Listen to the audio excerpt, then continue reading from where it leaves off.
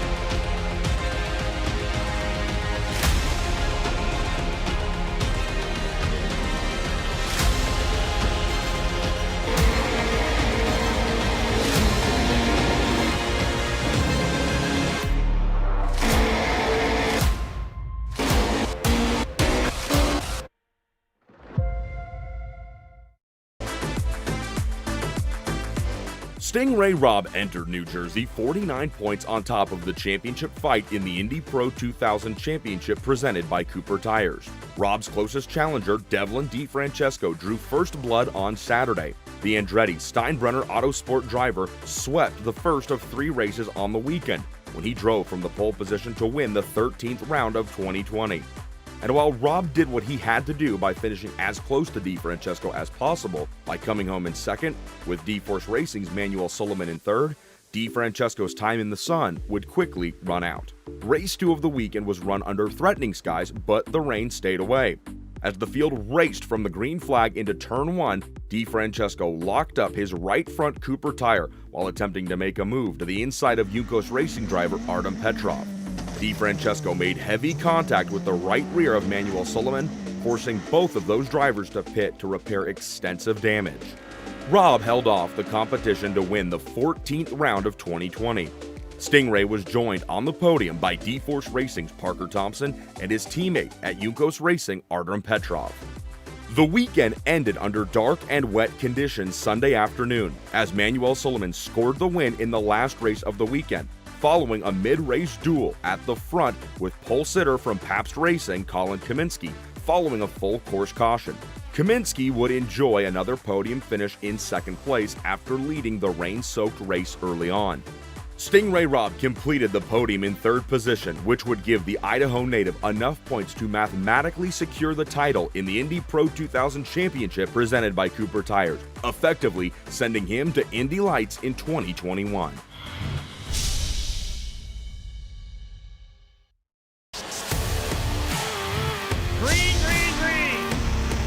They're going to go 3 wide. And Andretti car moving up here at Mid-Ohio. Turn number 4, side by side through the corner. Over. Reedus BK and Robert McGinnis. A dead heat at the exit of turn number 2. Side by side, and Oliver Askew scores.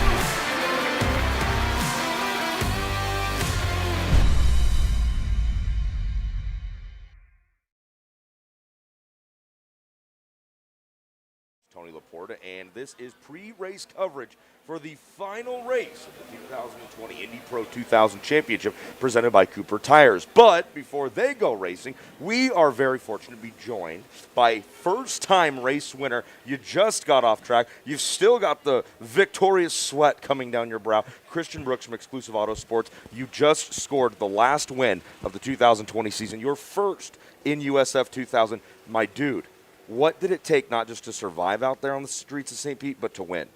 Oh, it was just a team effort. Obviously, getting the pole and the track record was something that meant a lot to me.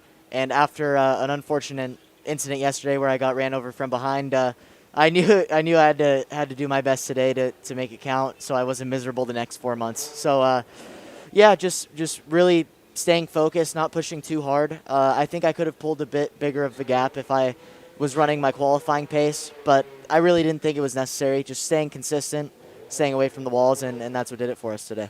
We're talking to Christian right now on the Team Cooper Tire Trackside Live stage here at the streets of St. Petersburg Grand Prix. The stage is actually, I don't know, maybe 30 yards from the apex point of turn number 2. And Christian, I think you'll attest that right here in these S's kind of combination, turn 1's a big, wide right-hander, but then 2 and 3 are very tight, very narrow. This is a spot where the walls won't really jump out and get you, but it can feel like they will. Yeah, well, of course, I've been watching videos of St. Petersburg since I was a young kid. It's always been a dream of mine to race here in the first place. And honestly, when I got onto corners 2 and 3, it was a little easier than I thought it was going to be. The walls didn't come up as quick. I've been doing karting with barriers since I can remember, since I was 5 years old. So I think I'm used to getting close to walls, and it never really intimidated me. We were fast in the first session when we showed up pre-COVID, and now, well, I shouldn't call it post-COVID, but now that we're back, I felt just as comfortable, actually more comfortable. And, yeah, you just can't be scared of the walls to win on a track like this. You have to just put everything on the line, and, I mean, if you're not becoming friends with those walls, you're not going to have any pace. So. Well, I think you bring up a great point, and it's a cliche saying, but confidence is key. And a lot of tracks we go to, there's plenty of runoff room, but not here on the streets of St. Petersburg, Florida. And you said it. You can't be afraid of the walls, and I think it's obvious that, there's probably no drivers that do this at this level who are afraid of the walls, but, you're nervous. You don't want to get too close to them. You don't know what it's like to run a car on the edge. But you weren't afraid of them. You went and used every inch of racetrack you could, and it obviously paid off. Yeah, well, I mean, I really, really wanted this win. For my team, for myself, for my family. It's been a tough year, and to finally get it done. I mean, my parents' businesses are closed down. It's just been tough, I think, for everybody in 2020. So to finally bring a little light to the picture in this last race, I knew I had to get it done, and I'm just thanking God that I did. And, yeah, like you said, you got to be on it, and you got to use everything you have, and I think we did that today. I mean, no doubt that it's been a difficult 2020. I mean, there's no getting around that. But, again, when you look at the efforts that I think you see from Anderson Promotions, who puts on the road to Indy, and then the support from a group like Cooper Tires that sees what the investment is worth in young drivers like yourself, I don't think it can be overstated how important and critical that is to your guys' success, because while you may not have earned the championship this season, guaranteeing you a chance to go race Indy Pro 2000, you proved you're a race winner. All season you've proved you've had pace, but, you guys at Exclusive Auto Sport really seem to have come on in the last 2 or 3 rounds, or weekends rather, of the season. What do you attribute that to? Honestly, I think we knew that we were a little bit behind at the beginning of the season, and we knew we had to put our work in. We all put our heads down collectively. I became a better driver. My engineer became better. The mechanics became better.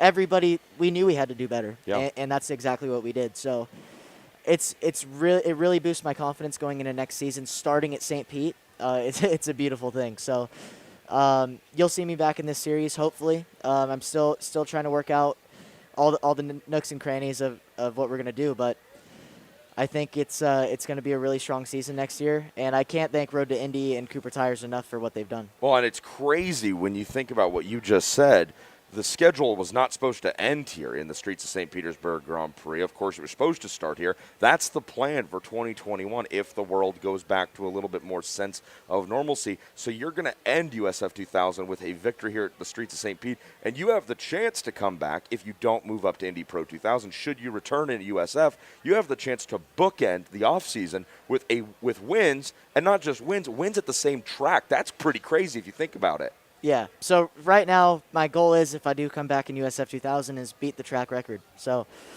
beating my own track record is it's good. I've got all the same data. I know that I can drive better. I just got to pull everything out of myself, get 2 qualifying poles, and next year's the year that I've got to get the championship done. So.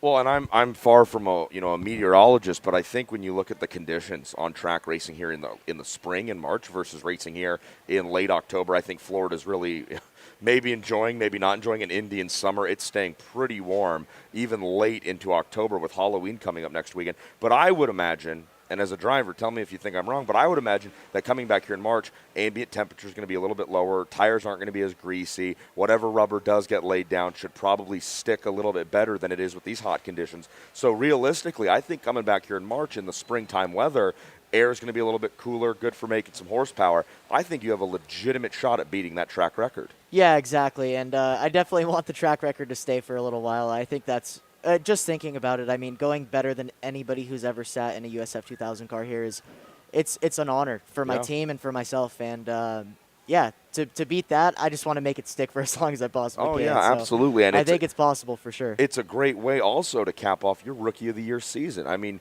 when you started what was supposed to be the season here at St. Pete, but then, of course, we get sidelined till Road America in July, and the season has been condensed into, I think, just over 100 days. I think when you look at, I think it's been 104 or 105 days from when we put cars on track at Road America to today. Right now, wrapping up the season, which is a crazy amount of time to run the amount of races we have.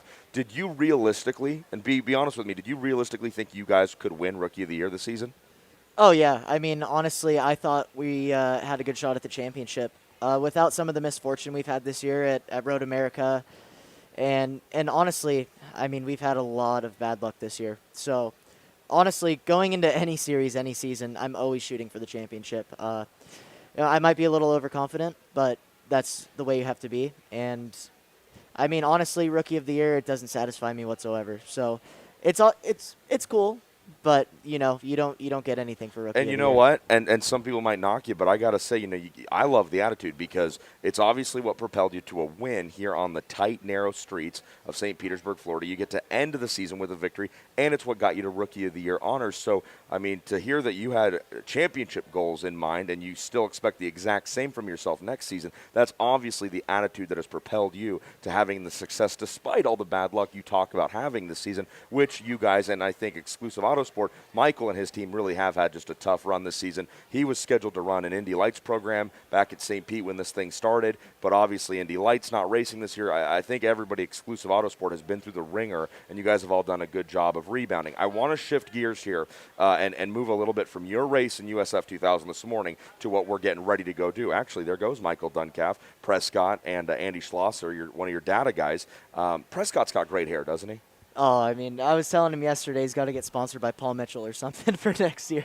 Yeah, there's a lot of hair at the Exclusive Autosport tent. But I want to shift gears into getting ready for this Indy Pro 2000 race because that's what folks are tuning in to get ready to watch the final round of Indy Pro 2000. Yes, Stingray Robb has already locked up the championship there, but as a guy who just got off track and a guy that just got off the track with a victory, what is something that you can do to an open-wheel, single-seater, low-to-the-ground race car around a low-grip city track like this? Because that's what we've heard all weekend, low grip, low grip, low grip, and that's not a good thing when you've got concrete walls on both sides of you. What's something that you can do to a car to make it handle just a little bit better in these settings?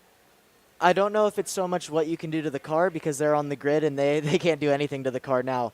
They have to do whatever they can with their feet to make the best grip possible. So trailing the brake a little bit, making sure you're popping off the brake at the right times, making sure you're really getting the most grip as you can through every corner because early to power is super important here, but you don't want to overshoot anywhere. If you overshoot, it can go wrong very quickly. So definitely. You got teammate Josh Pearson's dad, Gregory Pearson, cheering you on right there. It's been fun working with a kid like Josh, I bet, this year. Oh yeah, for sure. Having Josh on the team has been a blast, and just teaching him some of the things that I've learned throughout my open wheel experience has been a really good time. And Greg, he's a really funny guy, so it's. Well, I think when you get your dad, Chris, and Josh's dad, Greg, they're standing together back there by the Anderson trailer. I think that's a pretty a lethal combination. Yeah, right there. It's definitely a deadly combination. It's probably two of the most overconfident guys in the paddock. So yeah, putting them together. I mean, honestly, it's so much fun for me because I'm kind of just like how they are. So we always we go to dinner together every night. And I believe me, I've heard some of the stories about how dinner at the steakhouses in Indianapolis go with you and the Pearson family. But I want to hop back to what you were talking about. I was really interested in that. You talked about using your feet to make some grip here. And one thing in particular you talked about, it's important to be early to power here, just like any racetrack we go to, because with wings on these cars, you get the benefit of having all that air shove your Cooper tires deep down into the pavement and get a little bit of extra grip. But it sounds like there can also be a really razor's edge that you walk when it comes to getting on the power too soon. Yeah, so definitely at the beginning of the race, you can get on the power a little bit quicker than obviously at the end of the race when the tires are degrading in the rear. So when you're coming around the last corner, you definitely, at the end of the race, have to make sure you're smoother on the power than normal, but still getting to power as early as you can without getting into the exit concrete wall. So it's honestly, it's just a good, it's really good for us young drivers to learn at tracks like this because it gives you this much room for mistake. Yeah. And if you don't push it to the maximum, you won't be anywhere. So this is definitely by far my favorite track on the schedule. See, and that's a bold claim because typically this race kicks off the season, and I don't not like it, but I think it's very risky to bring a lot of rookie USF 2000 drivers to a city course where in one practice session a driver might wad up half, 75% or all of his crash damage budget for the season. And with this 2020 schedule the way that it ended up, we finish here. So that gained all of you rookies so much seat time and learning in the car and how to make it work that when you guys come here, we didn't see the carnage we typically do at the start of the season. Yeah, well, definitely, it is definitely. I was a little bit nervous when I was a rookie coming into this track right away, but in my honest opinion, if you don't respect the streets, then maybe you don't deserve to be in the series at all. So you definitely got to make sure and respect the walls, respect the car, and respect your team. Respect yourself. So definitely don't over push when you're a rookie on this track. If you know what, if this driving thing don't work out, which I think it's going to at least for a few more years, you could have a career in life coaching. You ever think about that? Respect yourself. And you got to respect the streets because Christian Brooks, I think he's married to the streets right now, as good as he did out here. Christian, man, it's been awesome talking to you. Thank you for stopping by, and enjoy your off season, okay? Awesome. Thank you, Tony. Appreciate it. That's Christian Brooks. He is a first-time winner, and he's also going to end 2020 with Rookie of the Year honors in the Cooper Tires USF 2000 Championship. We are wrapping up our pre-race coverage here from the Cooper Tires Trackside Live stage.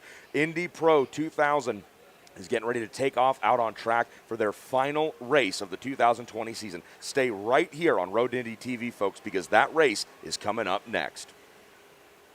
It's me, your Uncle Cooper, and this is a Cooper tire. Great tire. Now, it's not going to cook you a pot roast, but it will stop when you hit the brakes. And these truck tires can stop on average 10 feet shorter than other tires on a wet road. See, the trick is in the grip, and these tires grip like my handshake. Look, I'm your uncle. I love you. I want you to stop when you need to. Doesn't matter if it's for a red light or a duckling. So go with the Coopers. Cooper! And never start something you can't stop. With over 40 years in business, High Tide Boat Lifts is committed to elevating your craft. Whether you own a personal watercraft or a large yacht, we can design and create the perfect lift for your needs. At High Tide Boat Lifts, we understand that you've worked hard to get to a successful place in life. We'll ensure you have a hassle-free experience, maximizing the time you spend on your boat with family and friends, and supporting your dreams out on the open water. Karting and motorsport enthusiasts, Lucas Oil School of Racing is America's #1 Formula Car race school. Enjoy modern paddle shifters, pit speed limiter, and onboard video along with integrated data systems. Get started today with our 2-day base. On behalf of everyone at Allied Building Products, drivers, start your engine. And there we have it. The call to fire the engines up on pit lane. Always great to have everyone from Allied Building Products joining us here as part of the Road to Indy and our hospitality trackside here at the Grand Prix of St. Petersburg. Todd, we got a great spot here. We're high above in the suites as well, overlooking the front straightaway, the run from 10 to down to 11 and 12 behind us, the yachts, the bay. A beautiful venue here. It's a terrific venue, a fantastic job by all of the workers to put this circuit back together again in a very short period of time. When confirmation was given that yes, the Firestone Grand Prix of St. Petersburg would be able to hold fans, and a significant number of fans, there was a lot of work to be done. All of the workers, all of the volunteers, the city of St. Petersburg for their support has been tremendous. Firestone, who re-upped their commitment this year for another 3 years as the title sponsors of this event. It has been a ton of work, and we thank you for your help and your support and your cooperation. We're rewarding you with what has been a terrific weekend so far, and we're expecting another terrific race right now. You know, and I think the thing is that when, of course, this race was shut down in the middle of March, we all went home and tried to figure out when we were going to be able to go back to racing, especially with the Road to Indy. Things started coming up about, hey, are we going to have the Grand Prix of St. Petersburg potentially again at the end of the season? We were all crossing our fingers. And for this to come together, you can just imagine how many different entities had to get together to say, yeah, we can do this. And again, as I've heard you say throughout the weekend, thank you to everybody around the grounds for making sure that you heed to the COVID-19, all our mask precautions, everything we're doing here right now to make sure that this event goes off safely and cleanly. That's exactly what we're trying to do. So again, drivers on to the racetrack. We will go green the first time by. Stingray Robb will once again lead them to the green flag, and it's been an unbelievable season. It's hard to talk too much about what Stingray Robb's been able to do since scoring that breakthrough victory at Mid-Ohio earlier in the season. Late July, went to Mid-Ohio. He was able to get the win, and as I told him many times through his young career, and of course throughout his entire Road to Indy career, it was his 49th race that he scored that first win, so the perseverance was there. He never gave up. But I told him when that first win was going to come, the floodgates were going to open, and you get ready. There's the confidence, the momentum that you were looking for. Sometimes it takes a while for that breakthrough to come, and more than 40 races is a long time. But once it hits, then away Stingray Robb has run away with a sensational year. And he and his Juncos Racing team have blended well, and it'll be another championship, as he says, for Juncos Racing. We'll celebrate with all of our drivers tonight at our series banquet to cap off the 2020 season. But this will be the final race on the calendar for the season here for the Road to Indy, presented by Cooper Tires. The future stars of the NTT IndyCar Series on display for you right now. Rinus VeeKay was a champion a couple years ago for Juncos Racing. Stingray Robb did it for Juncos this year. He'll lead him to the line. Coming into the punch-off zone. Drivers lined up, 7 rows. Green, green, green. Excellent start for Stingray Robb. From the outside of the front row, Colin Kaminsky looks to tuck behind, and he'll go to the outside to try to come through cleanly. Looks like Kaminsky is through clean. One driver getting into the inside there. That might have been Tristan Carpentier. I have a feeling he might have made contact. 3 drivers involved. An incident in the opening corner here in Indy Pro 2000. One of the D-Force drivers is involved. Might be Moises de la Vera. Looked to me like that was potentially Tristan Carpentier down to the inside in the exclusive Autosport machine. We'll see if we can't dial up a replay sooner or later, but not the start we were looking for. And I told you, turn 3 was going to be hectic. It ended up happening deeper in the field as we had one driver go deep or down to the inside of the racetrack. Other, of course, coming back across. Have a look at the big boards here, folks. Let's have a look at the restart here. Driver coming down to the inside, trying to pinch it in there. That might have been Nate Aranda. Yeah, that was Nate Aranda. Nowhere to go for Tristan Carpentier. He actually might have came out cleanly, but Nate Aranda was the driver who went down the inside of the racetrack. And when you're in the inside of the track like that, it's dirty, it's dusty, it's obviously not the racing line. So Todd, there's no rubber down there, there's that paint as well. Nate Aranda in the Juncos Racing number 69 just got a little aggressive and wasn't able to woe it up. And he didn't have any room to try to move out as he waited through the corner and tried to exit corner number 1 either. That's the tantalizing and interesting part about corner number 1 is the best passing zone by far out on the track because it gives you an opportunity to enter the corner in a number of different manners, but you still have to have the speed slowed down as you make your way through. It doesn't always happen, but Nate Aranda actually coming through unscathed. He actually just came across the line. Parker Thompson, one of the drivers involved. Tristan Charpentier coming into pit lane. I told you he was made contact into. He'll bring that number 90 to the exclusive Autosport team here on pit lane. We'll see if they're able to make repairs to the number 90 of Charpentier. Parker Thompson falling to the tail of the field. He involved, and I believe as well, Moises de Oliveira. So Parker Thompson's season ending, I think, really characteristically what it's been like throughout the season. He has shown so much speed and has really linked with his D-Force racing crew, but the luck's simply not there for Parker Thompson.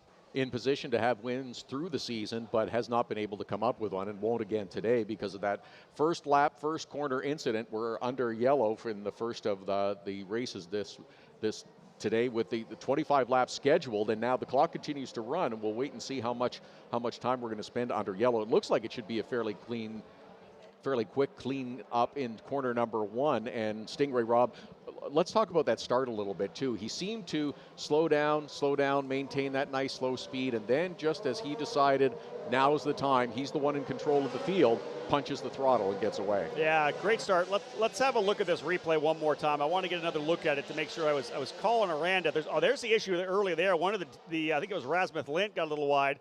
Yeah, look at Nate Aranda gets into the back of one of the D-Force cars, then comes across and gets into the side of Tristan Carpentier in the red and white exclusive car. I don't know how Nate got through there unscathed because he was the driver who went to the inside. He made contact with the D-Force driver, then made contact with exclusive Autosports Tristan Charpentier. Man, that's tough for both Parker Thompson and Moises de Oliveira.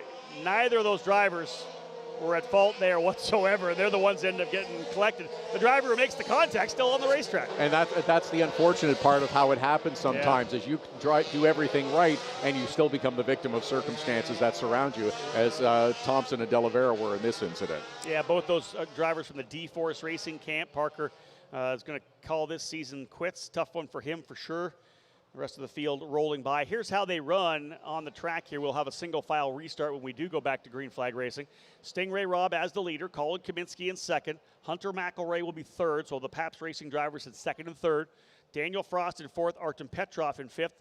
Rasmus Lint in the sixth spot, Devlin DeFrancesco seventh. Corey Enders in eighth and Manuel Suleiman ninth. Nate Aranda rounding out the top 10 to remain on the racetrack.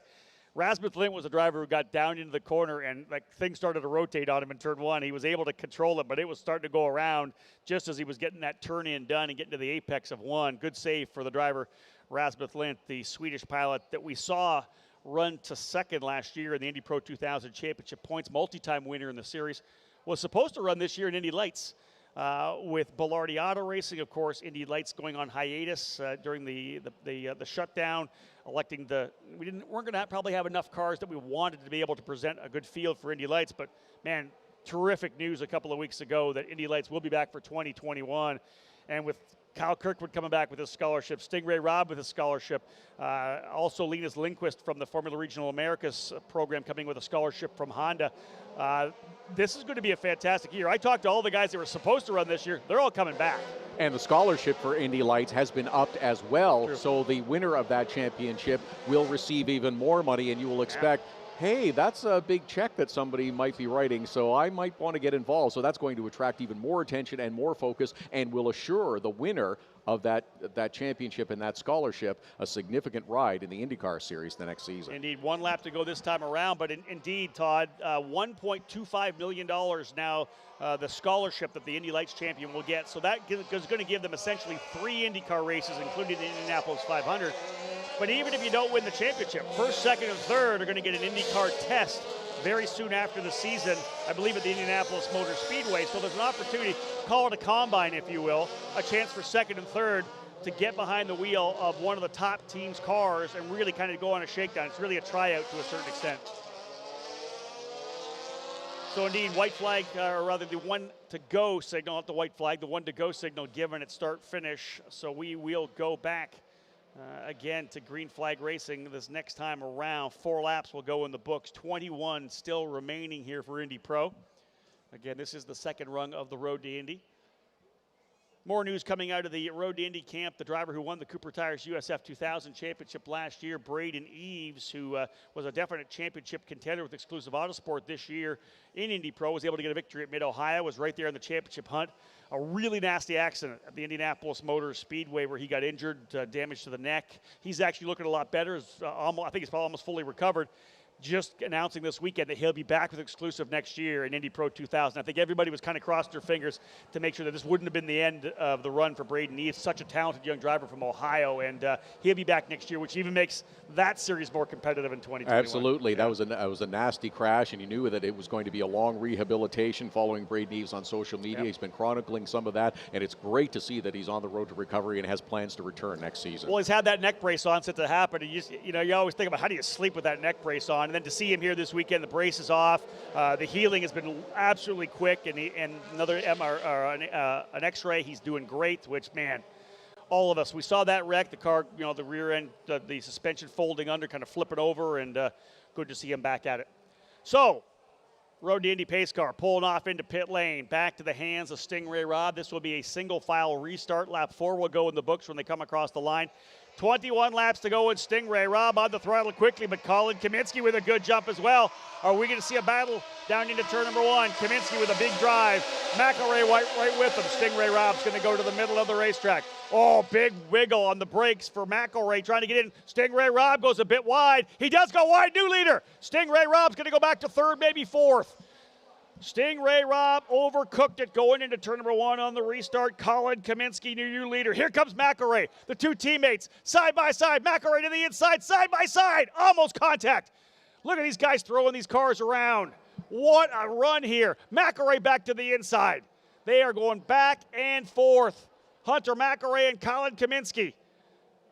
Who's the leader now? Trying to pick it up. It's Mcelray. Hunter Mcelray has moved his way to P1.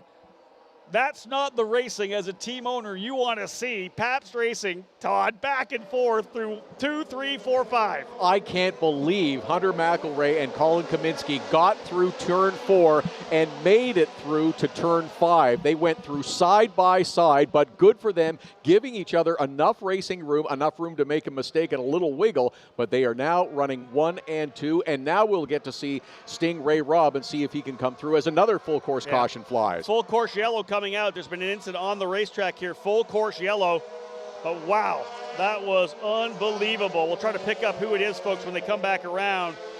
Unsure what the reason for the full course is. Manuel Suleiman falling down the order, so let's talk about Manuel. So potentially Manuel Suleiman off the racetrack here. Full course yellow again. So not getting off to a start, but at least we're giving us some excitement. Stingray Robb into turn number 1, just overcooked it a little bit, went wide. And Kaminsky had committed to the wide run through turn 1, got a really good run out of the corner, and obviously was able to beat Stingray out of the corner. Stingray almost lost a spot to Daniel Frost as well. And there's Manuel Suleiman there, overcooked it, I believe, coming into turn number 4. Just kind of went off the outside of the racetrack, made contact with the tire barrier. So a tough one for a driver who's got 2 wins on the season for D-Force Racing. Just not a good day for D-Force. What a day for D-Force Racing, but what a lot of action that we've had. Not a lot of green flag action, but the time that we have been on track on that restart, what a great start for Stingray Robb, who looked like he was on the throttle really early, coming out of the final hairpin 13 and 14 and down the main straightaway. Looked like he wanted to accelerate as quickly as he can, try to get away from Colin Kaminsky, but it ended up working against him as he went a little too deep into corner number 1. We're going to try and have a quick replay and see what happened with this incident in corner number 4. So here's a look at the replay here coming down the inside. Big brake lockup, I think, for Suleiman. Now that was actually one of the other cars. There's Suleiman outside of the racing line. That's kind of weird because he was outside the racing line. Car didn't turn in very well. Let's have another look at that because now we've been able to pick up the driver. I was looking more at the battle between the two Turn 3 Motorsports drivers on the inside of the racetrack. It's actually further back on the outside, the number 8, far to the right side of the screen. And you can see just kind of not able to get the car to turn in, and I'm surprised that he went that far off. I don't know if there maybe was an issue with the brakes or something happened, but Manuel Suleiman straight off the outside of the racetrack there, not able to turn into the corner. So definitely a good look at it. Hard to decipher exactly what might have happened there. Yeah, it just looked like he went too deep and went far off into the corner, into that little bit of a runoff area. But you got to see through those replays how close the fighting was between the front two of Hunter McElray and Colin Kaminsky.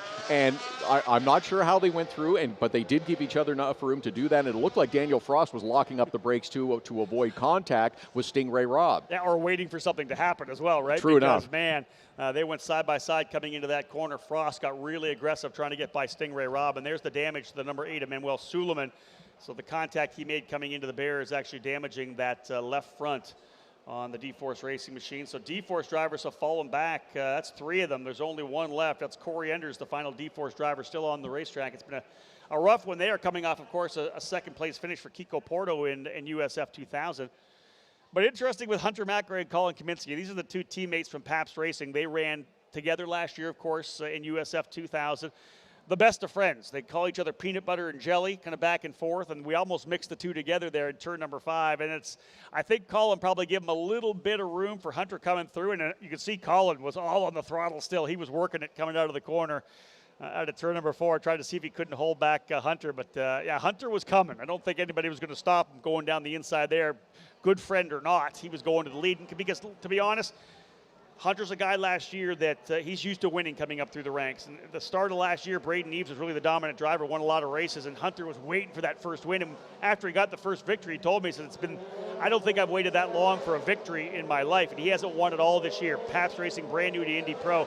He's waiting for that breakthrough. We keep saying it could be this weekend here. And I tweeted that out, that this could be the breakthrough weekend for Hunter McElray. Now he's P1 right now. Laps winding down, 6 in. But with Hunter out front, as we're going to come back to green, this is going to be tough, Todd, because this is the guy who likes to lead races. Last weekend of the season, your last opportunity to get that first victory. We'll see if he can hold on. He's one of those guys, Hunter McElray, when you give him the lead, it's going to hard to wrestle back away. Fantastic start for him as he's going to jet away early here. Hunter McElray out to the lead. Kaminsky into second. Stingray Robb third. Fourth is Frost, and fifth is Petrov. Move to the inside, further back as well. I believe that's Rasmus Lint getting to the inside of Artem Petrov. That would be for 5th position. Oh, and they're on top of it right now. They are battling. I don't know that he was able to get the pass done. There's the lead there for McElray, working his way in. Deep move to the inside. Almost contact there as Rasmus Lint putting a ton of pressure here now on Artem Petrov, and the same goes for Daniel Frost on Stingray Robb. So that's really 2 Turn 3 motorsports cars battling with the 2 Juncos racing cars. 2 different battles, exactly the same teams as part of the battle. Stingray Robb started on pole, was on track for perhaps a perfect weekend. He had scored the pole in both races. He had the victory yesterday, had set new qualifying and race laps, but now finds himself running 3rd behind Hunter McElray and Colin Kaminsky, running 1-2 after a restart, sent him a little wide in through corner number 1. Now will he be able to fight back? Will he be able to hold off Daniel Frost and Artem Petrov 5th? Looking on the racetrack right now, Stingray Robb's fallen back another spot. Artem Petrov's been able to get by. Stingray has moved his way back into 5th position. I was thinking more that wouldn't be surprised to watch him kind of settle in, because we still have lots of time left, 17 laps left in this race. Just settle in and kind of try to work his way back forward. But already getting a pass by his teammate Artem Petrov, you got to wonder whether or not maybe something's wrong with the car of Stingray Robb. Battle there further back. There's the fight there. Look at this scrap side by side. That is a great move by, I want to say, Rasmus Lint to get by Artem Petrov. Good move to the inside of that corner. That's a shot there of, I believe, Robb, Lint, and DiFrancesco. Leaders looking good out front. It was a 2.4 second advantage for McElray last time by. Trying to look to see how things are shaking down, but based on what we're seeing coming through here, yeah, that's the shot there of Lint, Robb, and DiFrancesco. Big lead for McElray still up the line. Daniel Frost really trying to reel in Colin Kaminsky. Artem Petrov on the move now as well. Stingray Robb has lost another spot as well to Rasmus Lint. He continues to fall back in this field. This is very unlike Stingray Robb. You're right. There must be some issue in terms that he is dealing with inside that car. Maybe a little bit of a handling issue or something, but that car is definitely off song a little bit just in its performance that it's fallen back. Yeah, rolling into turn one when he had that issue that allowed Kaminsky to get by, he and Mcelray to get by. I didn't see a lockup like it was a big, huge brake lockup that might have flat spotted the tires or anything. So unsure what's going on. Now you wonder then, with that issue into one, is there a potential braking problem? Did he have trouble with the brakes, and is that something he's lost confidence in and has kind of backed it up a little bit? Everybody behind him getting super aggressive. I also think that, Stingray's on a limited budget. There's not a lot of money there. He's got a bunch of investors they brought through. There was times in this year where he may not have been able to continue racing if it wasn't for some of the investors that came to be part of his program. He may be thinking, hey, you know what? There's no need for me to battle it out. There's no need for me to rip a corner off of one of these cars. It's not cheap to rip a corner off one of these cars, the damage to a wheel. It's pricey. So you know what? I can cruise here right now, currently running in the 6th position. I've got my championship. I would love to have went back to back, but I don't need to. He doesn't need to get this done. Also part of the learning process of drivers as they advance up the road to Indy, hopefully to one day make it to the NTT IndyCar Series. 10 laps in, and look, Stingray Robb posting a quick lap. Nothing wrong with the car, obviously, now. He's got the fast lap of the race, a 109.763. But again, you wonder what happened with those particular laps where he found himself falling back. Was it just a case of he knew how aggressive everybody was and he just wasn't going to risk dropping a $15,000 repair bill on the team or in his crew at the end of the season? Last race of the year, it doesn't mean anything at all in terms of his career, just the momentum. And if he still has that mindset, it's not going to hurt. And getting out of the rhythm too. Even though it was early on that we had that restart and he went wide, you're still settled, you're still comfortable. The weekend is moving along and proceeding as smoothly as it's supposed to be.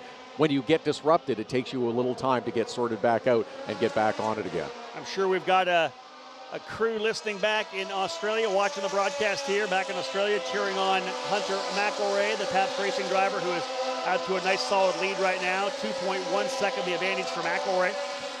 Colin Kaminsky laying down a 109.491. He's the fast lap right now for Colin Kaminsky. 2.1 seconds the lead as Pabst Racing runs 1-2. This Pabst Racing operation, Todd, has been one of the front runners in USF 2000 for the last many years. Augie Pabst and his crew, Tony Kasemets and all the guys under the tent. This is their first year jumping into this Indy Pro 2000 category, and it does take some time to learn the car. Remember, everywhere they've gone, essentially they've come, especially to a street race, that setup sheet's blank. There's no numbers. There's no nothing on that setup sheet. Everywhere they go, they're learning about the car, learning about what it wants. So they're always a bit on the back foot. They've got better and better throughout the season. Both Kaminsky and Mcelray have really stepped things up midway through the season on. And just like the drivers, as they're into the series, learning new tracks, learning about the car, learning their team, the teams that enter the series as well, takes them a little time to get up to speed. And to have this kind of performance in the final event of the season gives them some momentum going into the offseason. Stingray Robb seems to be okay now. He's cut that deficit to Rasmus Lint ahead of him down to 0.3 of a second on the previous lap. As they cross the start-finish line, we'll see if he's able to close it down just a little bit further. No, it's stretched out a little again. Now here's that run down into turn number 1. That right there is Rasmus Lint and Stingray Robb close to probably, I want to say, about 2 car lengths as they rolled through the exit of turn number 1. So Stingray Robb starting to get back up on it again. Of course, we've seen the speed out of the car. Kaminsky still with a fast driver. 109.076. Kaminsky 0.4 faster than his teammate last time by. So Kaminsky cutting the gap down to 1.8 seconds. We're only at the halfway point here. When they get back around, 13 laps down, 12 to go. But man, we have ourselves a scrap right now. Artem Petrov, Rasmus Lint, and Stingray Robb. That's it right there, coming through the kink over to turn number 10. I don't know if Petrov may be holding them up a little bit now. Watch him come through. Look at this. And I'll tell you, Rasmus Lint's going to get aggressive. He wants to get by. Look for a pass potentially in turn number 1 if he can get that run out of the final corner. There's your top 3. Mcelray, Kaminsky, and Frost. Yeah, I'll tell you, Rasmus Lint right up on the gearbox of Artem Petrov. Look at this. He's going to make a pass coming out of the corner. That'll be side by side coming across start finish. Rasmus Lint to the inside. Down to the braking zone. Rasmus Lint to the inside, side by side. Look at this. Artem Petrov trying to roll. Stingray Robb's going to throw it in there as well. Robb's going to get by. Book it. Double pass there. Petrov going back down to P6. Rasmus Lint did the heavy lifting there, and Stingray Robb just took full advantage of it. Great example there of a pass that was completed in corner number 1, but the setup started much further back on that lap, getting right up on the gearbox of the driver ahead of you, then coming out of 13 and 14 tucked up to take advantage of the draft. It takes almost that full front straightaway to get into position before you can pop out, take the inside move around, and then Stingray Rob followed through at the opening. The thing there was that wasn't that typical move. I don't know how he was able to do it, but Rasmus got right behind him. He pulled out and were side by side by start-finish line. He was able to get a good run out. I don't know that Artem may have just pushed a little bit at the corner, but Rasmus was able to get that car down to the inside. That was a really nicely executed pass. Leaders separated now pretty significantly. 1.2 seconds still the gap between first and second, but again, 0.3 of a second. Colin Kaminsky's closing up on his teammate right now. It's 1.2 seconds. Kaminsky quicker than Hunter Mcelray. We're going to get a Pabst battle, peanut butter versus jelly. This could be interesting. Working lap 15, Hunter Mcelray, Colin Kaminsky, the teammates running 1 and 2. Daniel Frost, Rasmus Lint, and Stingray Rob rounding out the top 5 on the Indy Pro 2000 Series final race of the 2020 season. Like I said, these two Pabst racing drivers, such good friends off the racetrack. Absolute characters in the paddock, too. Just two really, really quality young men. Of course, the American Kaminsky, Mcelray, an Australian, born actually in California, I believe. Just two good kids, and I'd love to see both of them get a chance to stand on top of the podium. We may have ourselves a battle here now. I'm also watching the lap times of Daniel Frost, because really we're shrinking up the top 3. It's not just Kaminsky closing up on Mcelray. It's also Frost potentially inching his way into the fight too. So we could have a 3-driver scrap before this is all said and done. Let's look at the gap again. It was 1.26 last time by. This time by the stripe, we'll update it. How about less than a second? Daniel Frost goes with the fastest lap, but it's less than a second now for Kaminsky behind Mcelray. He has turned up the wick, and Frost is coming too. It's only 2 seconds off the lead. Frost about a second behind Kaminsky. 10 laps to go. Man, Indy Pro 2000, Todd, wanted to put a little show on for us at the end of the season. Let's give it a little drama at the end of the season. And Artem Petrov, since he dropped down those couple of positions, losing the spots to Rasmus Lint and Stingray Rob, now feeling the heat from behind from Devlin DiFrancesco. Less than a tenth between those two drivers as they cross the start-finish line. So getting some input, Todd, from some of the spotters I had that are listening to some of the radios, track being described as a bit greasy right now. Not surprising. High humidity here today. The temperature's starting to come up. IndyCar out just before this session, the IndyCar warm-up session. A lot of used tires being obviously implemented in that session, so a lot of stuff getting rubbed down there. And I'm also being told that Stingray is complaining the car oversteering a little bit. He's having trouble getting that rear end planted, so a bit of oversteer for Stingray Rob. That's what he's battling with back in 5th position. That gap, again, down to a half a second. Colin Kaminsky continues to reel in his teammate, Hunter Mcelray. And as everyone knows, as I say that, Stingray Rob just sets fast lap of the race, a 108.316. He's trying to figure out a way around the challenges of the racetrack. And Todd, that's what a good driver will do. Whatever the track presents you, you have to figure out a way around it, how to be able to get the car managed. And depending on what your car is doing as well, you mentioned a little bit of oversteer, so that complicates what you do to combat the conditions of the track as well. All right, so top 3 drivers have shrunk down to just 1.5 seconds. It's the 2 Pabst drivers up front. And those of you maybe new to the sport, coming here to enjoy the weekend, here's the unwritten rule when teammates are racing together on the track. Now, both these drivers are paying for their own rides. They're both going to go for the championship or go for the race win. But whatever you do, you never wreck your teammate. And so that means that whatever pass is coming from Kaminsky, if he can get it done, it's got to be decisive and it's got to be done right. The way Hunter Mcelray passed earlier. Yes. Aggressive and assertive. You're going to go for it, go for it. Gap about 0.6 of a second. You wonder whether or not Mcelray's car just ready to come in. Another fast lap for Stingray Rob as he is closed up to within a second of Rasmus Lint. Here's another battle further back as well, just to pick it up here. Devlin DiFrancesco making a move to the inside of Artem Petrov. That's going to be helping for the championship for DiFrancesco as well. Devlin DiFrancesco, even with Daniel Frost running 3rd, DiFrancesco's making a move to secure 2nd place in the final points. This is what we talked about off the start of the race. Stingray Rob had clinched the championship. He was going to get the scholarship to move to Indy Lights next season, but other positions were still very much up for grabs, 2nd, 3rd, and 4th, and every point will matter in this race. We know that we'll see Devlin DiFrancesco very likely with Andretti next year in the Indy Lights program, running for Andretti Steinbrenner Autosport here in the program this year. Devlin coming through the European Formula Car ranks and then electing to come home. Born in Canada, lived a lot of his life in Italy. Coming back here to North America to run the road to Indy. We look forward to seeing what he can do next year in Indy Lights. But here come the leaders again across our finish. Lap 18 in the books. 7 laps remaining. 0.6 of a second, still the lead for Hunter McElray. Colin Kaminsky runs P2. And Daniel Frost in position. If there is a fight between Hunter McElray and Colin Kaminsky, he's in position to perhaps capitalize the way those two front runners did when Stingray Robb went right a little bit earlier. We've seen that happen in other events through this weekend. There are drivers that if you're running third, you want to be close to what's happening ahead of you, but sometimes it's positive to be not too close to what's happening ahead of you. Yeah, don't get caught up in the wreck, right? Be able to drive around it.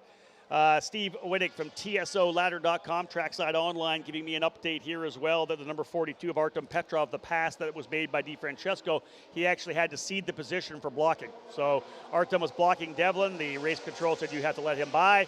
So DiFrancesco, not a pass, but actually just a move by Petrov to let him by. So indeed, 341 points for Devlin DiFrancesco as he runs on the racetrack, would finish second in points. As they run, Daniel Frost would jump up to third because he and Petrov separated by just 1 point now.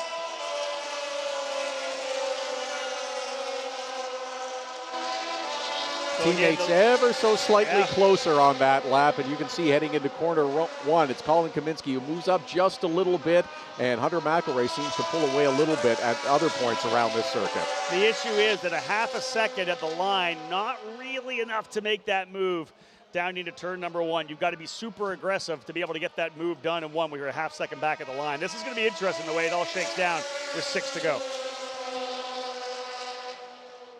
Corey Anderson, the number 7, and Nate Aranda in the 69 continue to run 8th to 9th. Corey putting the pressure on, trying to close in. He was quicker by about 0.3 last time by, only 0.3 back. So expect a battle for 8th here right now between Corey Anderson and Nate Aranda before it's all said and done. 5 laps to go, Todd, when they get back around. Good battles throughout the field in this Indy Pro 2000 race. Hunter McElray remains out front. Colin Kaminsky a half a second or so behind with 5 laps to go. Daniel Frost running third, about 1.5 seconds away in position if there is an opportunity to improve his position as the leaders come to the start-finish line once again. And Frost looks like he's closed up a little. Yeah, Daniel Frost most definitely closing up on Colin Kaminsky. Yeah, he's got it down to 0.4 of a second back. We got ourselves a battle. Top 3 drivers within 0.8 of a second. Who's going to be the most aggressive here over the final 5 laps? Daniel Frost, the only of the 3 here that has won a race, and that was way back at the first race of the season at Road America. He's not been able to duplicate that win from the opener. He now runs P3. This is going to be a barn burner of a finish. McElray, Kaminsky, and Frost. The 42 of Artem Petrov into pit lane. So move everybody else up a spot. That's it for Artem Petrov in the 49. I don't know if it's a drive-through or whatever it may be, but now he'll head down to his crew on pit lane. We'll continue to key on this battle for the lead. Top 3 drivers. Look at this out of turn number 10. Hunter McElray going to rely and go back to all those races he led coming up through the Formula Ford ranks, everything he's done. Of course, winning races last year in USF 2000. He's had a chance to lead races. He's had a chance to lead and win. This is when he's calling on all the experience that he had last year. Colin Kaminsky trying to chase down his teammate, Todd. 4 laps to go. The gap still just over 0.5 seconds between the two teammates, Hunter McElray and Colin Kaminsky. Daniel Frost running third. Rasmus Lint is 4th, and Stingray Robb also continuing to close that gap up on the 4th place position. 0.6 of a second now behind Rasmus Lint. Yeah, Stingray just reset the fast lap of the race once again as he's trying to reel down Rasmus Lint for 4th position. Whatever the issue was in turn 1, Stingray Robb said goodbye to a sweep of the weekend. As we've got just 4 laps remaining, he fell back into the field and has clawed his way back up into that 5th spot. Stingray Robb trying to reel in Rasmus Lint, but right now it's McElray, Kaminsky, and Frost separated by about 1 second. Important laps here for Hunter McElray. Here's a guy that's trying to finish this season off. Has not been able to get that win. He wants it. He wants that victory to be able to break through to say he's been a winner here. Obviously, the focus for Hunter would be to come back to Indy Pro 2000 next year, be definitely a championship contender based on what we've seen out of him in the second half of the season. thought Colin Kaminsky might have run just a little bit wide coming out through corner 13 and 14, and that gap goes up to just over 0.6 of a second now behind Hunter McElray. Daniel Frost third, 1.4 seconds further back. Hunter McElray turning very consistent lap times right now, 108.20 last time by, and that's what you have to do when you're getting pressured like this. And really, for those of you watching the race, and we're going to see it later on in the IndyCar event as well, when you are leading, it's all about not worrying about anything else behind you. You've got to hit your marks. Every lap, a qualifying lap. Be consistent. Don't make that mistake. Don't overcook it. It's about repeatability. You want to be able to go lap after lap, no mistakes, and that's how you get to victory lane, even when you're getting pressured from behind. Even if that driver behind is close on speed, as long as you don't make the mistake and give them that opening, you're going to be able to hold them back. It's watching out the front of the car as opposed to checking those mirrors too frequently, and that's why we see drivers who are pursuing and looking to gain position. They will move from one side to the other. They will give the driver ahead of them a bit of a different look. It's trying to distract them, trying to get them to focus on them coming behind them. If you can break the concentration one little bit when you're going into the braking zone, they overcook it, you're able to capitalize. Hunter McElray, 2 to go. Again, last year, multi-time winner for Pabst Racing in the USF 2000 program, a close runner-up last year to Braden Eves in the championship. His move up to Indy Pro 2000 has now netted some great finishes here in the second half of the season. We've seen him on the podium, but have not yet seen him as a victor. And I'll tell you, Colin Kaminsky's closed to within 2 car lengths.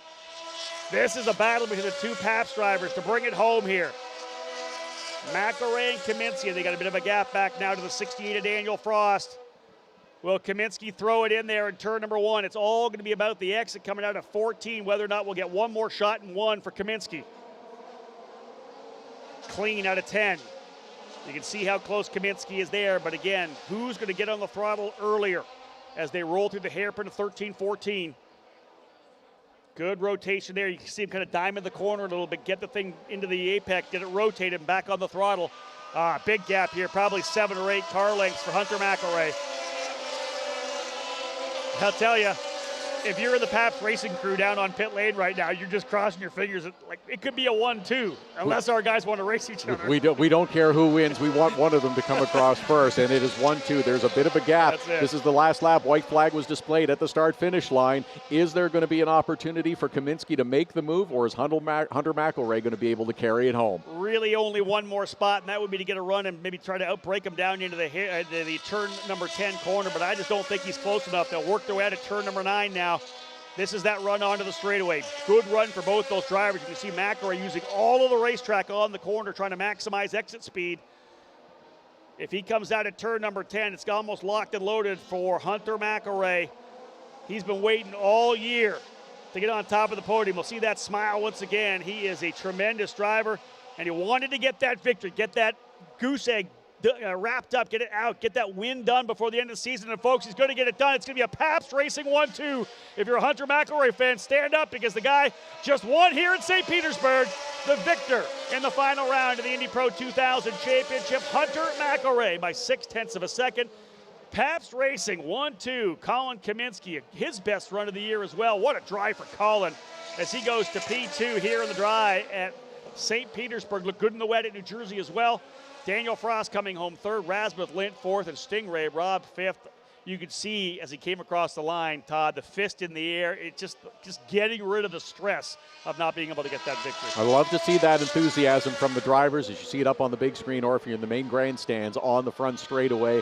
When they know that the victory is in their hand, they'll even dip towards the pit wall to salute their team and all the effort that goes in, not just today and this weekend, but all season long. That fist pump in the air, the signal that, yes, we've done it, we're successful, we're victorious. And you think about the family at Pabst Racing as well. They've been in the sport for so many years. Of course, a legendary, iconic name in the Road America area, sports car racing through Wisconsin. But the Pabst Racing crew, they've won team championships in USF 2000, obviously almost winning the title last year with Hunter. But to be able to come with these 2 drivers that they had last year into Indy Pro, their first year, they know the kids. They just got better and better. That's it right there. Hunter McElray, Colin Kaminsky, 1st and 2nd. The 18 and the 19. That's a Pabst Racing 1-2. Same goes for Turn 3 Motorsports. 3rd and 4th. Daniel Frost and Rasmus Lint, all part of Peter Dempsey's squad. Stingray Robb, your champion, coming home P5 in the final run of his Indy Pro 2000 career. Devlin DiFrancesco with a 6th place finish, moving his way and locks in 2nd place in the points. Corey Enders has a good run to get by Nate Aranda. He goes up to 7th. Aranda 8th. Petrov 9th. And Manuel Suleiman, as we said, out early after just 4 laps as he ends up in the 10th position. Todd, that's it for me up here with you in the PA booth. Back down to Tatis Victory Lane. We got IndyCar coming still. I hope you have a great rest of your day, but man, I'm going to go down and celebrate with the guys in Victory Lane. Rob Howden, the voice of the Road to Indy. Great job, so much fun, and he'll be down in Victory Lane in just a couple of minutes to greet Hunter McElray, Colin Kaminsky, and Danielle Frost, your podium finishers here in the Indy Pro 2000 race here. 25 laps again today. Stingray Rob was going for the perfect weekend. Started on pole for yesterday's race, started on pole for today's race. Scored the win on Saturday, also posting the quickest race lap. He set a qualifying record earlier, but going wide in corner number 1, off a restart from an early caution period cost him, sent him back in the field. He was able to climb back up as high as 5th. Still a solid result, a top 5 finish for Stingray Rob, who's had a sensational season and had already clinched the Indy Pro 2000 Championship headed into this weekend. A fifth place result. He will move up to the Indy Light Series next season. Congratulations to Pabst Racing, Hunter McElray and Colin Kaminsky. Hunter with his first victory of the season and the first win for Pabst Racing as they collect it here. Still lots more up on our program. Our next racing action is the Porsche Gt3 Cup Series. Race number 2 will go green at about 12:40 this afternoon. Jeff Kingsley has been the dominant force in the Porsche Gt3 Cup Challenge all season long. Here in St. Petersburg, he collected his 9th victory of the season yesterday. He starts on pole for today's event. We had plenty of action in yesterday's Porsche Gt3 Cup race. There were some aggressive moves up the inside of the track. Some worked, some didn't work so well. We're expecting lots more great action. And also, of course, this afternoon, green just... It's me, your Uncle Cooper, and this is a Cooper tire. Great tire. Now, it's not going to cook you a pot roast, but it will stop when you hit the brakes. And these truck tires can stop on average 10 feet shorter than other tires on a wet road. See, the trick is in the grip, and these tires grip like my handshake. Look, I'm your uncle. I love you. I want you to stop when you need to. Doesn't matter if it's for a red light or a duckling. So go with the Coopers. Cooper! And never start something you can't stop. With over 40 years in business, High Tide Boat Lifts is committed to elevating your craft. Whether you own a personal watercraft or a large yacht, we can design and create the perfect lift for your needs. At High Tide Boat Lifts, we understand that you've worked hard to get to a successful place in life. We'll ensure you have a hassle-free experience, maximizing the time you spend on your boat with family and friends, and supporting your dreams out on the open water. Karting and motorsport enthusiasts, Lucas Oil School of Racing is America's #1 Formula Car race school. Enjoy modern paddle shifters, pit speed limiter, and onboard video along with integrated data systems. Get started today with our 2-day basic or advanced course. Lucas Oil School of Racing is the official school of the Road to Indy. We can also qualify you for your SCCA license. Get started today by visiting us at www.lucasraceschool.com.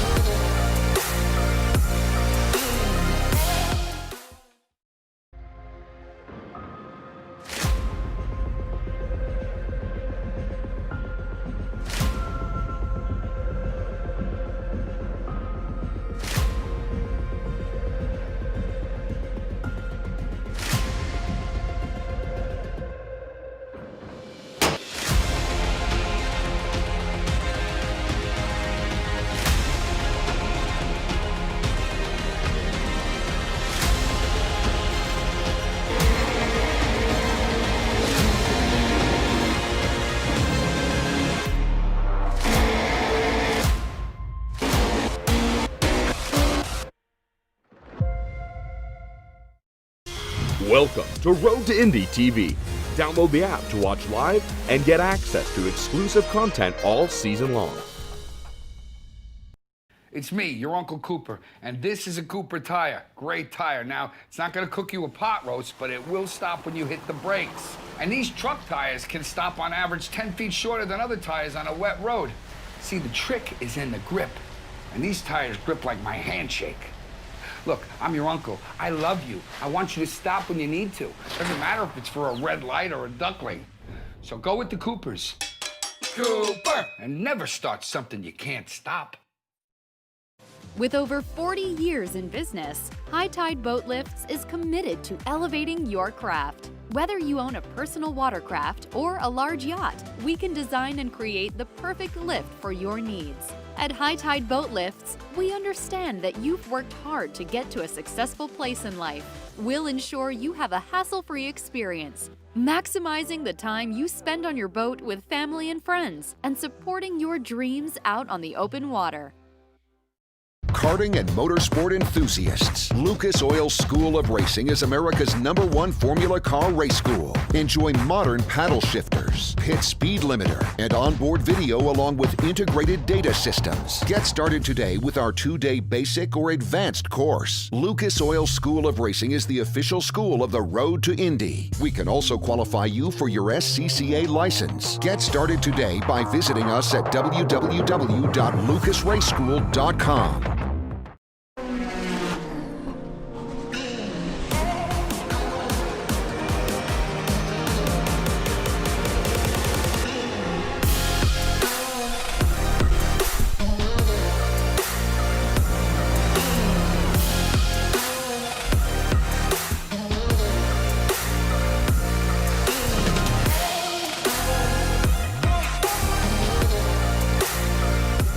Earlier, Indy Pro 2000 just completed their sensational race. Let's join Rob Howden down at the victory podium for the award ceremonies.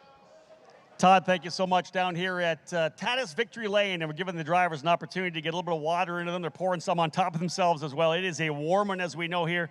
Temperature's starting to go up. Humidity's still very high. That will come down a little bit throughout the day, but the temperature's still very warm for these drivers throughout this 25-lap race. Let's set things underway and bring up the drivers who cap off the season here in Indy Pro 2000, making it to the podium, finishing in third place today, part of that great battle at the end of the race from Turn 3 Motorsports, Daniel Frost. Third spot today. Definitely a big day for this particular team. As I said before, we've watched them work their way as champions and team champions. Race winners in that USF 2000 program, but this was their first year in Indy Pro 2000. What a way to cap the season off for Pabst Racing as they finish 1-2. Driver coming home here in second, a round of applause for Colin Kaminsky. Great run for Colin today, put the pressure on throughout that entire race. Able to get that move done on Stingray Rob after that minor issue, go to the lead for a time. But the driver will stand on top of the podium. We watched him all last year improve as a driver here on the road to Indy, end up getting wins and finish second in the Cooper Tires USF 2000 Championship. As a freshman this year, it's been a great second half of the season, but he will not go away from this season without a victory. He wanted to get it done here in St. Petersburg. He did it for himself. He did it for Pabst Racing. The winner today, put your hands together for Hunter Mcelray. A lot of pressure on these young drivers and him to be able to deliver here, both he and his teammate. Peanut butter and jelly on the podium. Unbelievable job for both these drivers, of course. An aggressive move for Hunter down in turn number 4 to get that spot. A tremendous save for Colin to keep that car on the racetrack. And then, of course, those behind him trying aggressively to get by. But it's a Pabst Racing 1-2 in Indy Pro 2000. That's the way to cap off the season. And Todd and I throughout the weekend have talked about momentum and confidence. And this is a team that has been building momentum and building confidence over the second half of the season.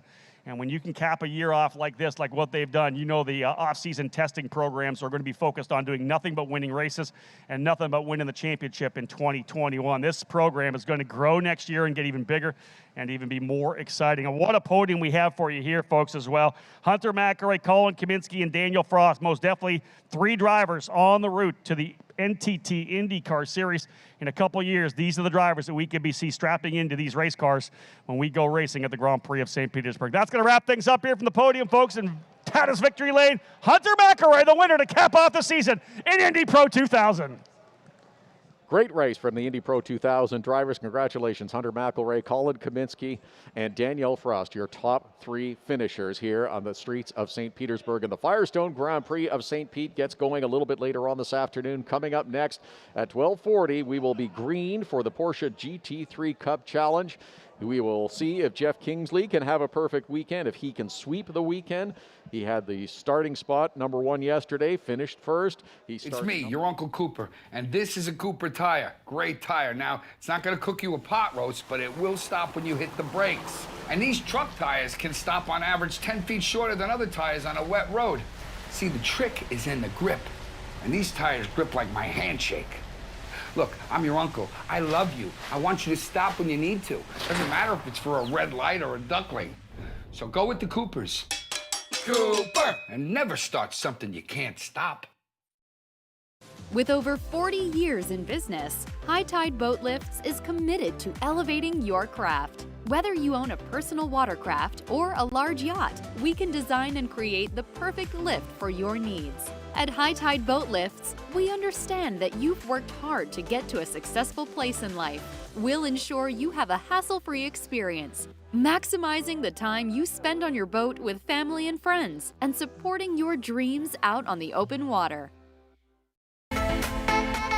Karting and motorsport enthusiasts, Lucas Oil School of Racing is America's #1 Formula Car race school. Enjoy modern paddle shifters, pit speed limiter, and onboard video along with integrated data systems. Get started today with our 2-day basic or advanced course. Lucas Oil School of Racing is the official school of the Road to Indy. We can also qualify you for your SCCA license. Get started today by visiting us at www.lucasraceschool.com.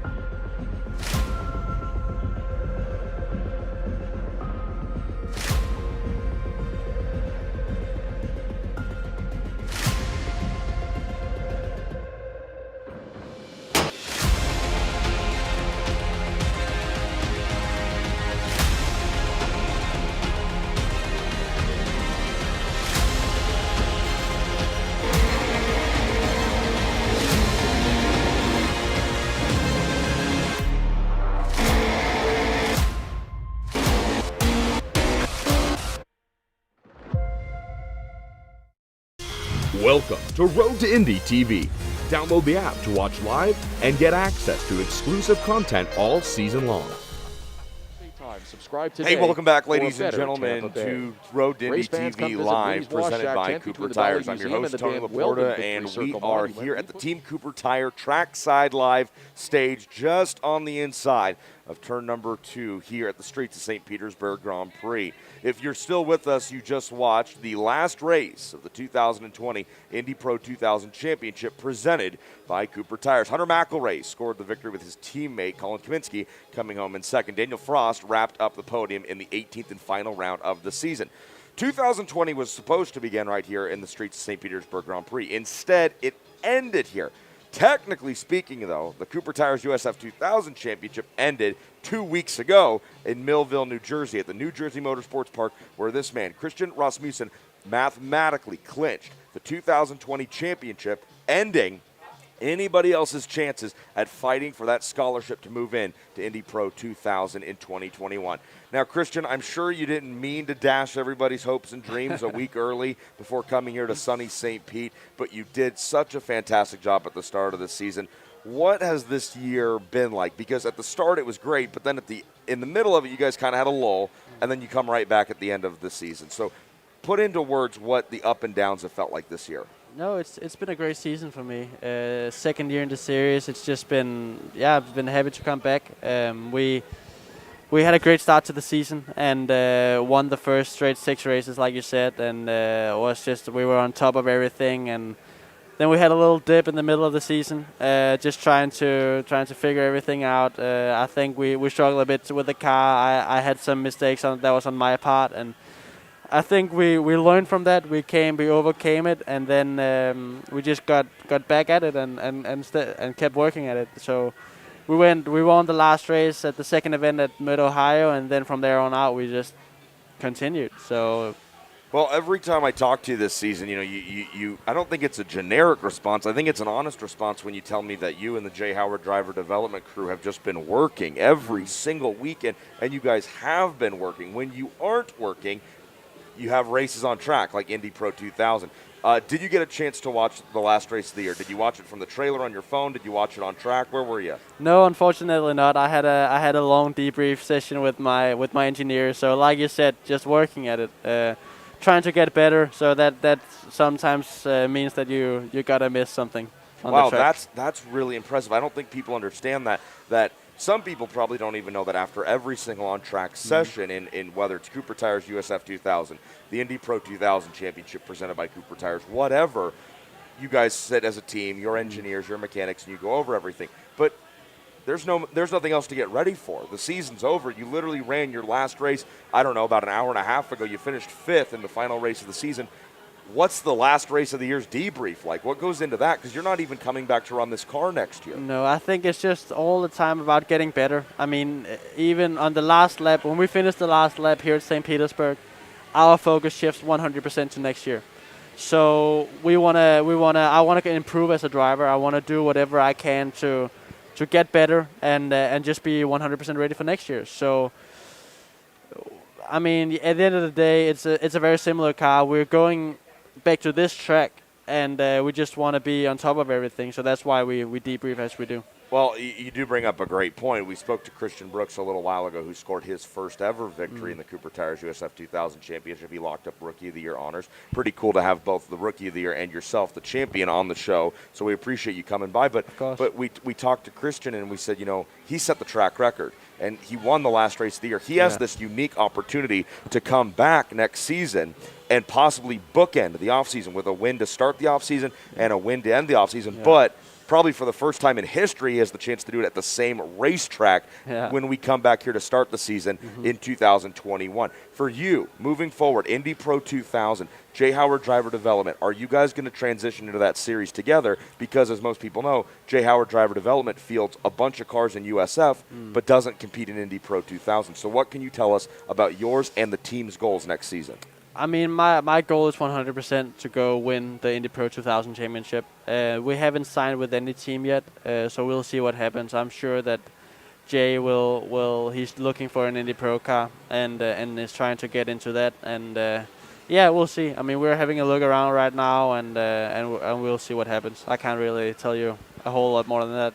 No, of course not. And everybody at this time of the year is working on contract negotiations, trying to get the next part of the season, the next season ready to go. But, I mean, between us girls, what do you think? Do you think Jay will get an Indy Pro 2000 team ready to go?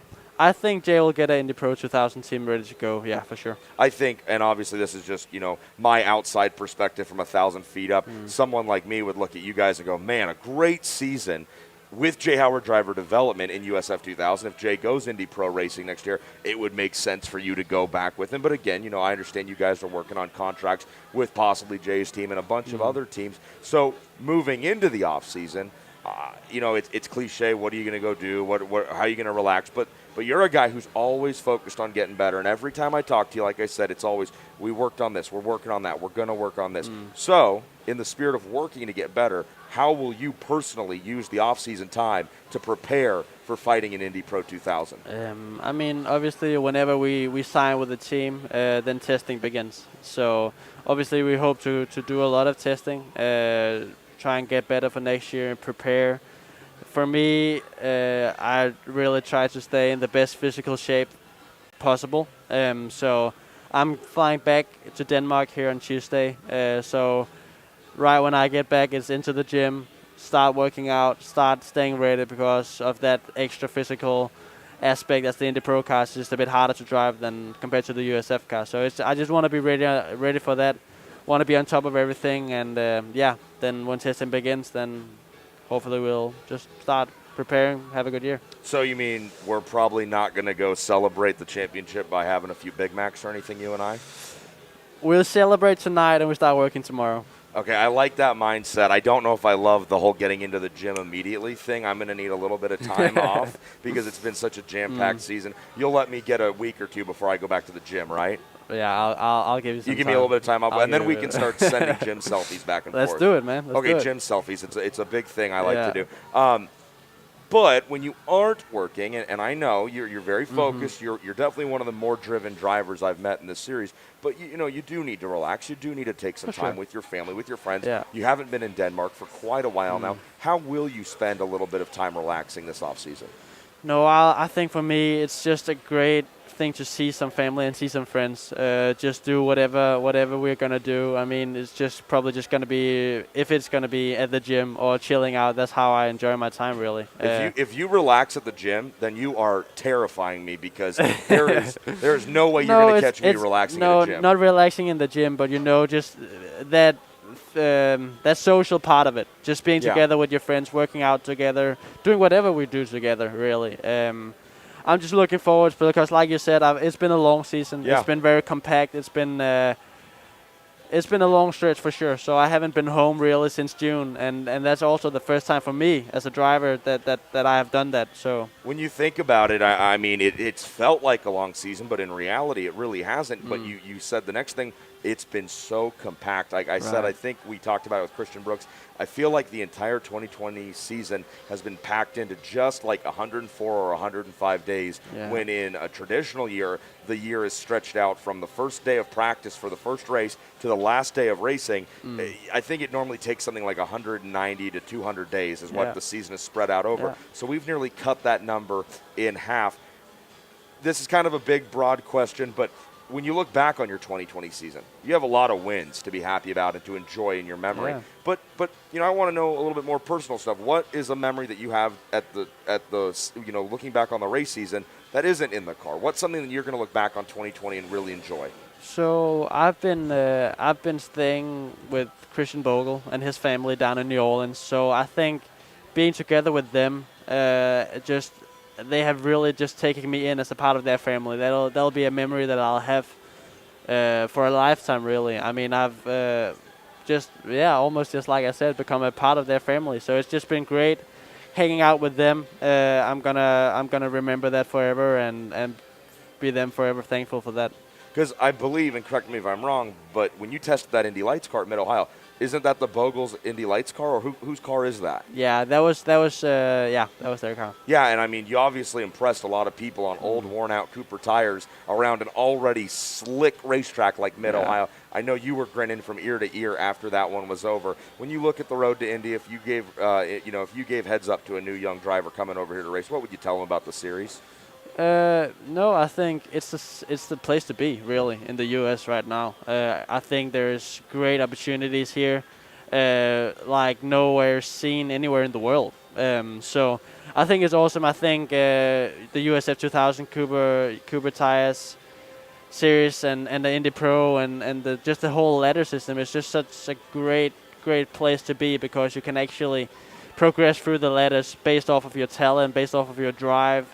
Instead of always being very, very focused on money. So it's definitely a big part of the sport, so it's great to be here. Well, obviously, it's a big enough part of the sport for a kid like you to come all the way over from Denmark to come be a part of it. It really is a ladder system that rewards winning, and I think we've seen that with you. Yeah. You're going to go Indy Pro Racing next year. Christian, you've had a fantastic season, man, and I really appreciate you coming and talking to us. Thank Safe you, travels back home to Denmark, and I can't wait to see some gym selfies. Yeah, thank you. Christian Rasmussen, your 2020 Cooper Tires at USF 2000 champion. He will be racing in Indy Pro 2000, the race that we just saw wrap up. Again, Hunter Mcelray, Colin Kaminsky, and Daniel Frost from Turn 3 Motorsports completing the final podium of the 2020 season.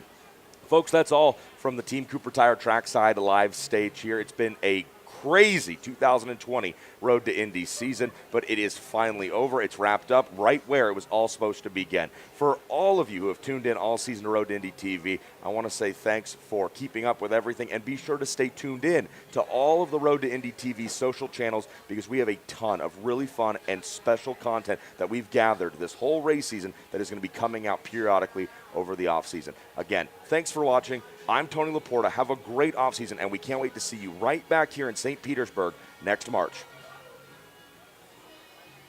It's me, your Uncle Cooper, and this is a Cooper tire. Great tire. Now, it's not going to cook you a pot roast, but it will stop when you hit the brakes. And these truck tires can stop on average 10 feet shorter than other tires on a wet road.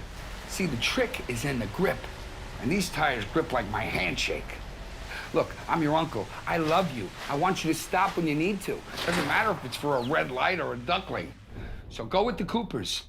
Cooper! And never start something you can't stop. With over 40 years in business, High Tide Boat Lifts is committed to elevating your craft. Whether you own a personal watercraft or a large yacht, we can design and create the perfect lift for your needs. At High Tide Boat Lifts, we understand that you've worked hard to get to a successful place in life. We'll ensure you have a hassle-free experience, maximizing the time you spend on your boat with family and friends, and supporting your dreams out on the open water. A rare triple header for the Cooper Tires USF 2000 Championship took place over 2.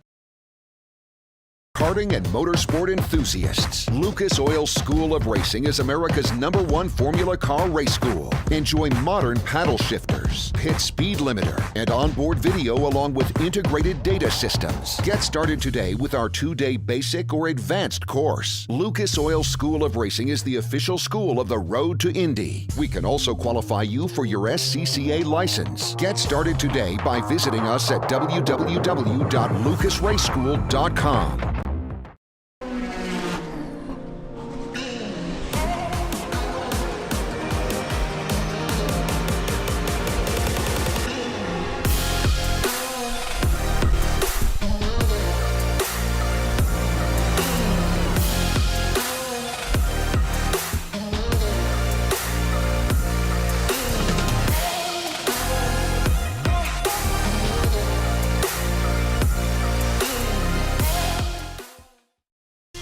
Welcome to Road to Indy TV. Download the app to watch live and get access to exclusive content all season long.